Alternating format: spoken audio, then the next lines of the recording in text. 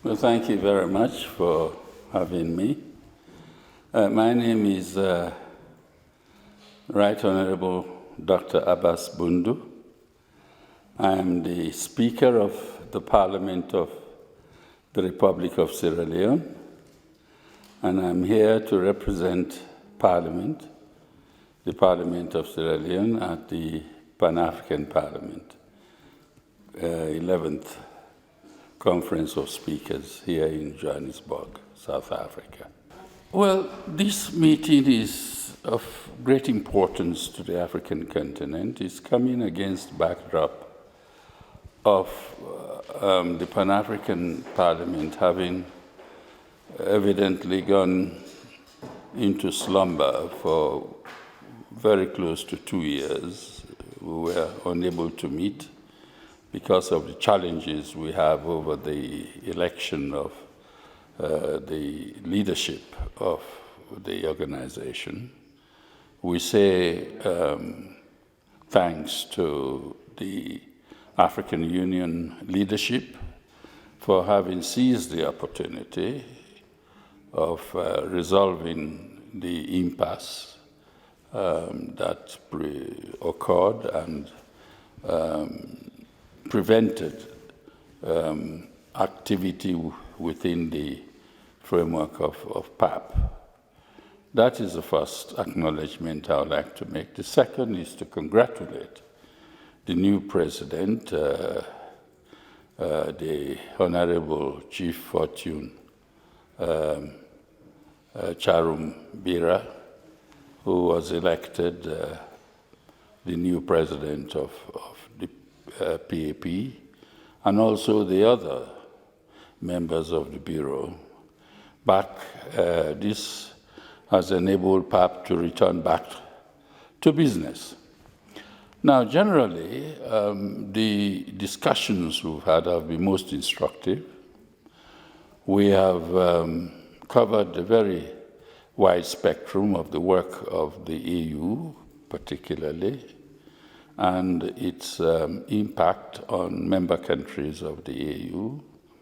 More particularly, we have tried to position the national parliaments in the trajectory of moving the continent towards a more integrated, developed,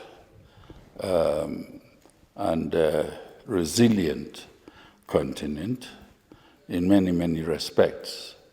We've also been able to identify areas where we've achieved successes, areas that are still presenting enormous challenges, and areas where there is equally enormous promise and opportunity. As you know, the executive branch of government bears primary responsibility for negotiating and signing agreements, international agreements, which member states sign up to. But the domestication of such agreement lies with Parliament through ratification. So we've been able to discuss that very important issue, position our respective parliaments, and to see very clearly what has been done and what still remains to be done in furtherance of the achievement of the broad objectives of Agenda 2063. We've also been able to discuss the impact that the COVID pandemic has had on African countries and African peoples, and also explored possibilities and opportunities that that has presented to the continent post-COVID recovery. It was indeed an eye-opener, COVID, for African governments and peoples. It caught us unprepared, completely unprepared. We were groping for solutions of all kinds. We were shutting down our borders. We became rather inward-looking, trying to find solutions to avoid the impact of COVID. Now that, fortunately, COVID has been put behind us, we've learned lessons that we can better prepare the African continent to confront future pandemics. I mean, pandemics are inevitable. They will have to come.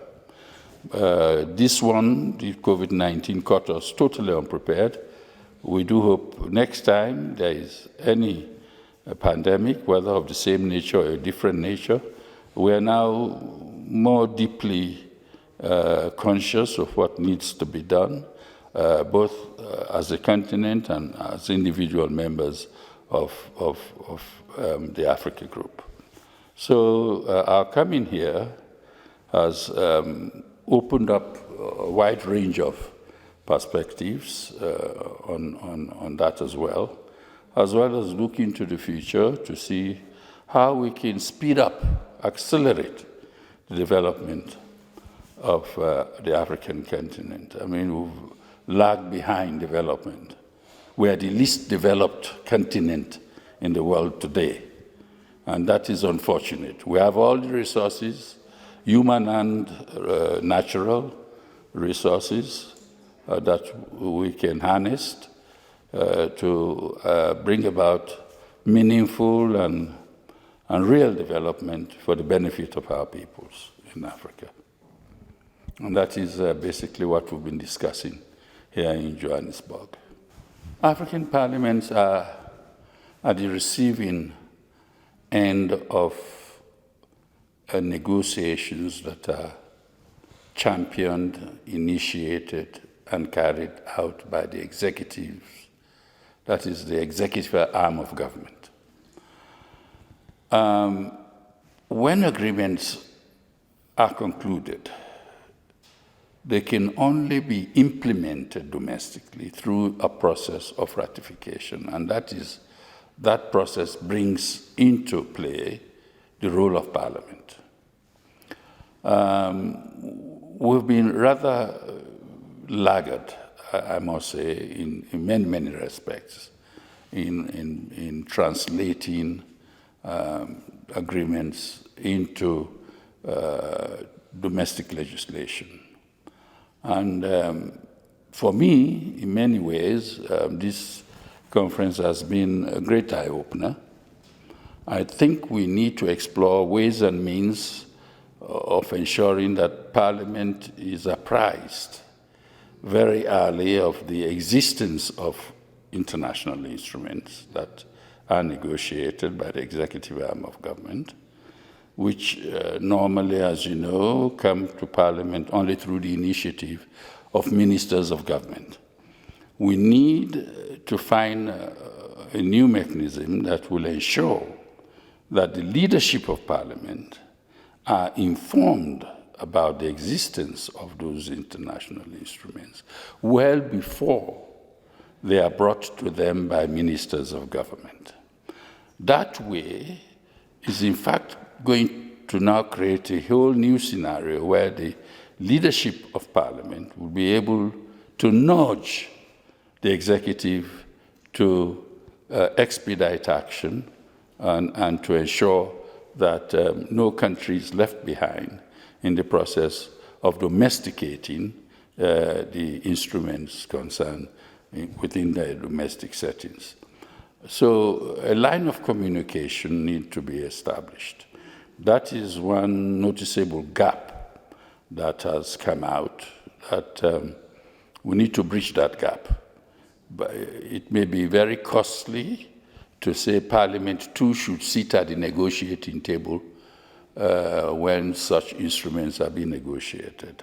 But a less costly way is to ensure that when those agreements are concluded, not only the member executives should bear responsibility to bring them to the attention of Parliament, but the AU, for example, and the regional organizations under whose auspices such agreements are negotiated and signed, should take the opportunity of establishing a channel, an independent channel of communication to ensure that those instruments reach the respective parliaments, so that they in turn will better prepare themselves to ensure that they are domesticated appropriately. Well, it's just simply to say that Africa's development, African unity, first can be looked at from two phases. The first phase was a phase of either negotiating independence or fighting for independence, depending on which part of the continent you come from.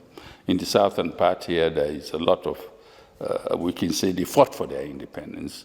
In my own part of the continent, West Africa, we negotiated our way to independence.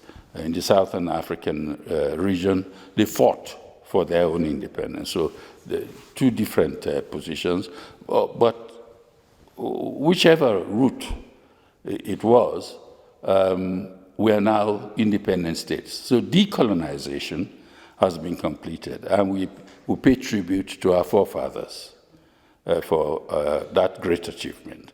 Now is a new agenda altogether. It's a socio-economic development. It is positioning our continent and making the continent take ownership of the fourth industrial revolution. We can no longer wait. Where other people jog or run, we have to sprint to get to the same destination. I mean, it's quite obvious. Otherwise, we'll continue to lag behind, not only for our own generation, but for generations of Africans yet unborn. So we all have to come together. We all have to recognize that wars are definitely impediments and obstacles to economic development and growth.